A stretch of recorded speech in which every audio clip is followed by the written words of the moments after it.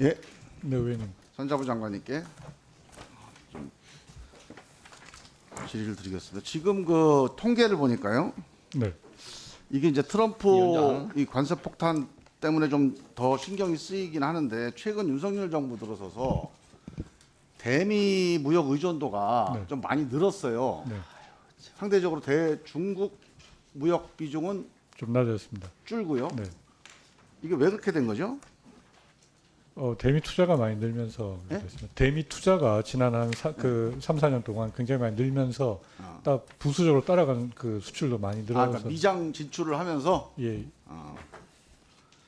그래서 이게 지금 최근에 이제 이런 상황들이 오니까 네. 또 이제 이 무역 그 비중의 편중 네, 네, 뭐 이런 것들이 이제 문제가 되고 있잖아요. 네, 그래서 저는 이제 이번 뭐 통상 관련된 거는 잘 대처를 하실 거라고 보고 한 가지만 좀 부탁을 드리는데 네, 이 경제 안보 차원의 대처가 좀 필요합니다.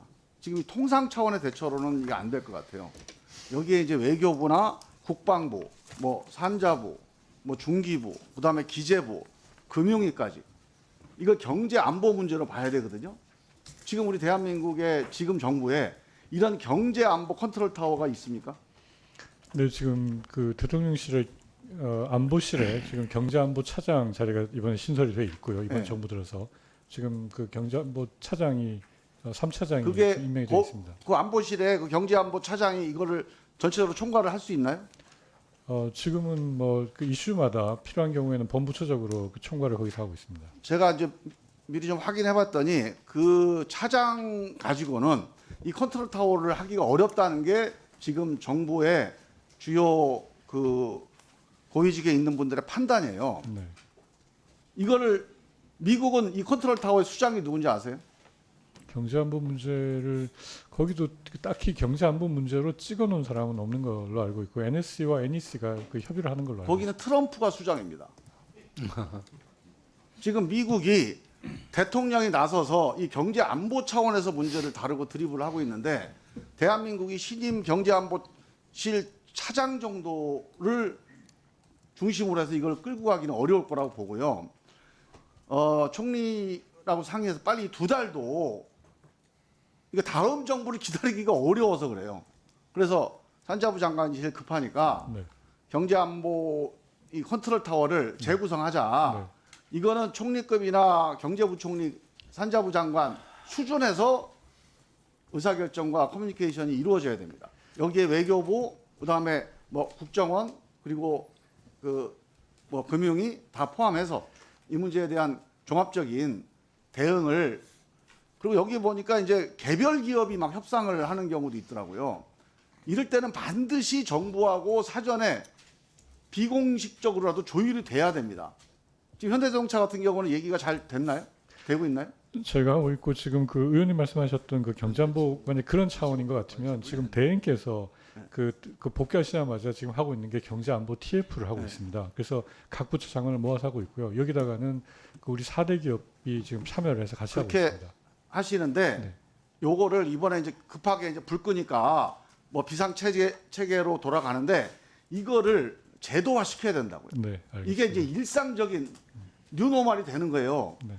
이게 갑자기 그냥 한두 달 하고 끝날 게 아니라는 거죠. 네. 그래서 여기에 대한 제도 설계를 고민해 주시고 다음 신정부가 들어서면 거기에 대한 경험을 제안을 좀 해주시기 바라고요. 네, 그렇게 하겠습니다. 그다음에 이제 단기적인 대책은 그렇고 중장기적으로는 기본적으로 국가 전략에 대한 고민이 좀 필요하다고 봅니다. 지금까지 대한민국 국가 전략은 뭐였냐? 미중 시너지가 대한민국의 전략이었어요. 지금 보통 60년부터 지금까지 한 60여 년간 대한민국이 발전을 했는데 전 30년은 미국, 그 미국의 자본과 기술을 가지고 한미동맹에 기반해서 한국이 발전한 거죠. 후 30년은 미국, 중국의 협력하에서 발전을 했는데 전 세계에 이런 특혜를 입은 나라가 없어요. 지경학적으로 가장 행복했던 나라입니다. 대한민국이. 그래서 대한민국의 탑 티어가 된 거죠. 네. 그런데 미국, 중국이 사이가 좋을 때는 이게 지경학적으로 엄청난 특혜인데 미국, 중국이 지금 싸우잖아요. 그러면 대한민국이 재앙이에요. 전 세계에서 가장 어려운 처지에 빠지게 됩니다. 양자택일을 해야 되잖아요. 양자택일 할 수 없잖아요. 그래서 지금 상황이 국가 전략적인 큰 쟁점을 안고 있는데 어차피 이번에 트럼프 폭탄을 맞은 김에 여기에 대한 대응에 그치지 말고 이 전략의 재구성을 한번 해야 된다고 봐요, 저는. 뭐냐? 지금 미국의 자본과 기술 또 뭐 고급 상품에 대한 시장 이 역할을 미국이 이제 의미가 미국이 견제하잖아요, 지금 대한민국을. 중국이 우리가 중간재 공급하는 시장이었어요. 공장이었어요. 그 역할을 안 하잖아요, 이제. 미국은 견제하고 중국은 추월해 버렸어요. 그래서 미중 시너지가 없습니다, 이제. 그러면 우리는 어떻게 갈 거냐? 이 전략이 있어야 돼요. 산자부 장관님 전략이 있어요? 뭐 전적으로 공감하는 문제고요. 저희가 아까도 말씀드렸지만 저희 이번 태풍을 지나가고 나면 사실 우리 산업의 본원적인 그 산업 경쟁력을 어떻게 끌고 나갈 것인가 하는 아니, 저는 나는 윤석열 정부에 대해서 정말로 내가 원망스러운 게 지금 이런 변화가 지난 2, 3년 동안 엄청나게 세계적으로 진행이 되고 있어요. 작년에 대한민국 주력 산업 6개가 다 망가졌잖아요. 근데 그 와중에 반국가 세력 타령이나 하고 이런 경제 안보에 대해서 아무런 대책도 안 내놓고 이 대책은요, 미국, 중국 중에 미국 선택한다. 이게 대책이 아닙니다. 미국, 중국과 협력은 최선을 다해서 해야 되겠지만 미국, 중국 말고 지금 우리가 미국, 중국 말고 하라고 그러면 되게 아시아 얘기를 해요. 근데 이거를 우리 문재인 정부 때도 신남방 정책을 얘기했는데 이런 원오브 시장이 아니에요. 그러니까 미국, 중국을 대체할 수 있는 글로벌 전략으로서의 아시아, 이 전략이 있어야 됩니다. 지금 인도, 알타시아라는 말 들어보셨죠?